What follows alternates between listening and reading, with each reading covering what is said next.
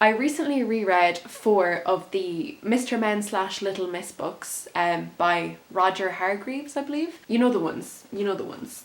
These ones. Are you brought back to your childhood? Because I was. I was reading them and I was just like, God, I'm learning so much.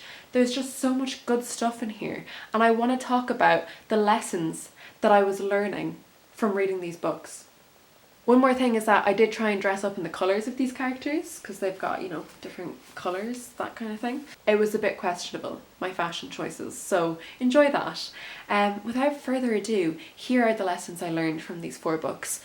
Please enjoy. So the first Little Miss book that we're going to talk about is Little Miss Contrary. Now, you can't really see it from this cover, but Little Miss Contrary is red, hence my red jumper. So first of all, why is Little Miss Contrary called Little Miss Contrary?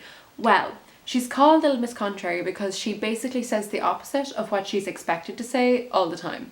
So she'll be having a conversation with someone and they'll say hello and she'll say goodbye. With this one, I didn't necessarily feel like I identified loads with Little Miss Contrary, but apparently other people felt like I did. I don't know where they get that from. Maybe because I like to disagree and argue about things all the time. But yeah, as I say, initially I didn't really feel like I had that much of a connection with her.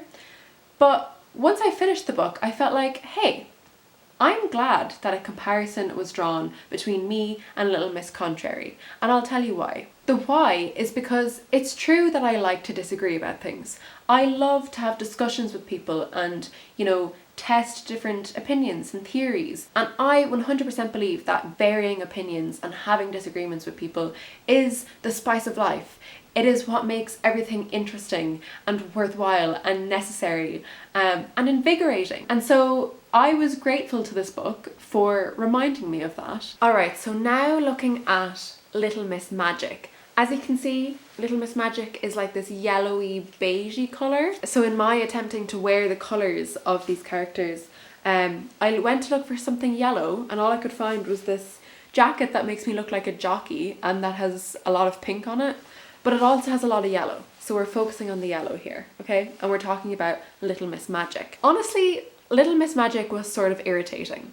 She could do everything by magic, from like the trivial things like boiling a kettle and opening a door to like much bigger things like basically intervening in someone's life and forcing them to do something in order to change their behaviour, which, slightly problematic. But the fact that she could pretty much do everything by magic meant that she never really learned how to apply herself. And this in turn made her quite arrogant. I got the impression that she felt like she could just kind of come along and deal with people's problems for them rather than kind of try and help them through their problems with them. So the biggest thing I took away from this book was that I'm grateful that I have to work for things and that I know that I have to work for things, because it means that I have a respect for the process. And then when it comes to my relationships with people, I know that I can't just rock up and fix things for people. So I'm grateful to Little Miss Magic for reminding me of that lesson,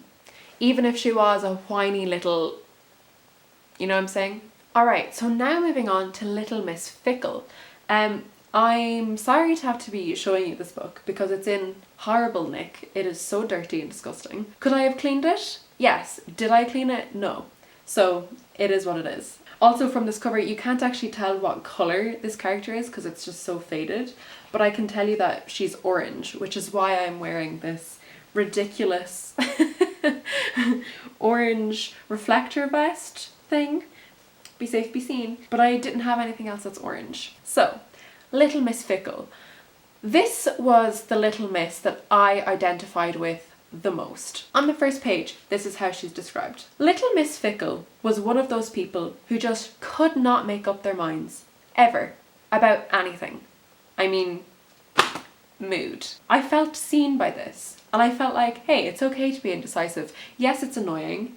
Yes, it's annoying. But it's also okay. So that's the first thing I took away from Little Miss Fickle. The second thing I took away from this book was that people who love books kind of love to talk about, books that book lovers should read because they celebrate books. how many times can I say books in one sentence? So some examples that come to mind would be The Book Thief, because it's all about like a young girl discovering reading and all the things that it does for her. Another one would be The Storied Life of A.J. Fickery, about a man who owns a bookshop. But I ask, friends, where oh where is Little Miss Fickle in that canon? This book does not get the recognition it deserves for being part of the literature for book lovers canon. I mean, she literally spends 3 days in a library with people out looking for her, fearing her lost, while she's in this library not being able to choose what book she should borrow. When questioned about where she was for those 3 days, she says, and I quote, "I wanted to choose the right book." Exclamation mark. That is book lovers canon 101, and this book deserves more recognition for that. So if you want to read about a character who makes you feel okay for not being able to make decisions and who also loves books, this is the book for you. And those are the things that I learned from reading this book. So you're welcome. We're going to talk about Mr. Bump. So Mr. Bump is obviously blue. This isn't necessarily blue, it's kind of more purple, but it's close to blue, so it works. But Mr. Bump is iconic. He's iconic. I mean, if I think of the Mr. Men universe, which I do often, I think of Mr. Bump. And honestly, his story lives up to this iconic standard. It's a story for all of the clumsy, uncoordinated, awkward people. It's a story that celebrates all of those people and reminds them that they will find their place in the world, that there is a place in this world for everyone, and you don't have to be perfect in order to find it. It's heartwarming, it's uplifting. So if you need those things, Mr. Bump is your man. He's your man. So that is it. Those are the lessons that I learned from these books. I highly recommend going back and reading some of these books if you still have them lying around. I maybe don't recommend going and buying them because that's a bit ridiculous. But, you know, if you don't have them, read another children's book. It's so great to just read a book that has like a fairly straightforward moral and you're like, yeah, cool, I learned something. Grand. Nice. Nice, I'll put that in the pocket. Sorry, I don't know, I'm feeling a bit loopy today. I'm gonna go eat, so I'm gonna finish this video out. Thank you for watching. I hope you also learned something, and I'll see you next time. Bye!